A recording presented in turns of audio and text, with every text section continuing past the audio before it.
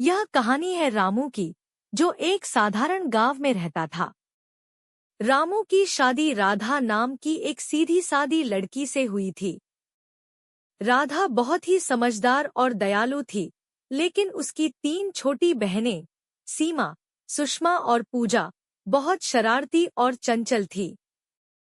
शादी के समय राधा के पिता ने उसे 3 सालियां दहेज में दे दी, जो अगले कुछ महीनों के लिए रामू के घर में रहने वाली थी।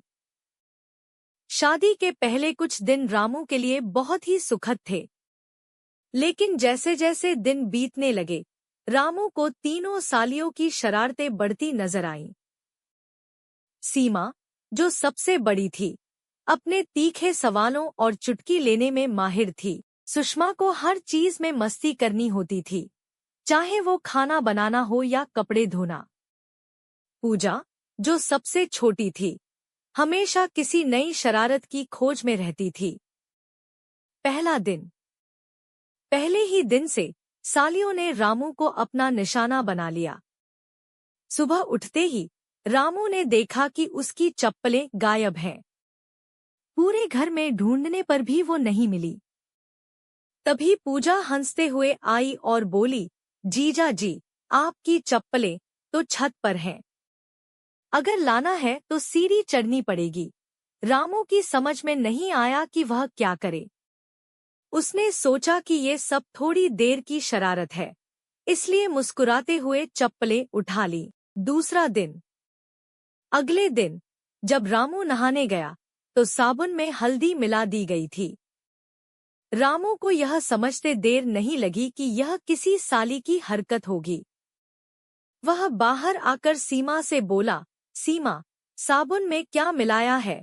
सीमा बिना किसी झिझक के बोली, जीजा जी, हल्दी बहुत फायदेमंद होती है, इससे आपकी त्वचा चमक जाएगी।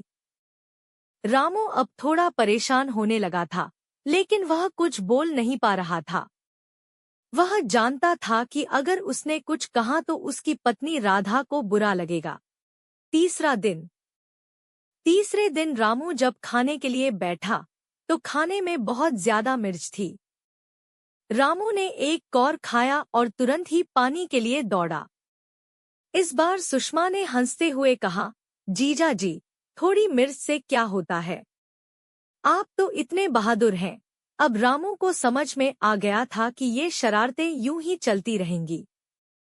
चारों का रिश्ता। हालांकि इन शरारतों के बावजूद रामू का दिल बड़ा था। उसे धीरे धीरे यह समझ में आने लगा कि सालियां उसकी परीक्षा नहीं ले रही थी, बल्कि वे उसे परिवार का हिस्सा मान रही थी। जब भी रामू परेशान होता, राधा उसे समझाती, ये तीनों अभी बच्चियां हैं, थोड़े दिन में ठीक हो जाएंगी। रामू ने यह महसूस किया कि इन शरारतों के पीछे एक गहरा प्रेम और अपनापन था। सालियां केवल उससे मस्ती करती थी, लेकिन जब उसे सच में कुछ जरूरत होती तो वे मदद के लिए हमेशा तैयार रहती। एक दिन जब रामू को बुखार हो गया तो तीनों सालियां मिलकर उसकी सेवा करने लगी। सुषमा ने उसकी दवाई का इंतजाम किया, सीमा ने खाना बनाया और पूजा ने उसके सिर पर ठंडे पानी की पट्टियां रखीं। अंत में हंसी खुशी। कुछ हफ्तों बाद जब सालियों का घर लौटने का समय आया तो रामू ने देखा कि वह उन्हें कितना याद करेगा।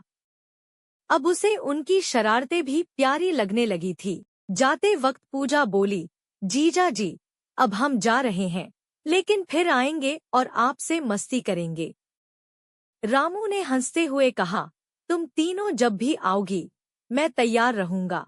इसके बाद तीनों सालियां मुस्कुराते हुए विदा हुईं और रामू को यह एहसास हुआ कि परिवार में हंसी मजाक और शरारतें भी उतनी ही जरूरी हैं जितनी कि प्यार और सम्मान।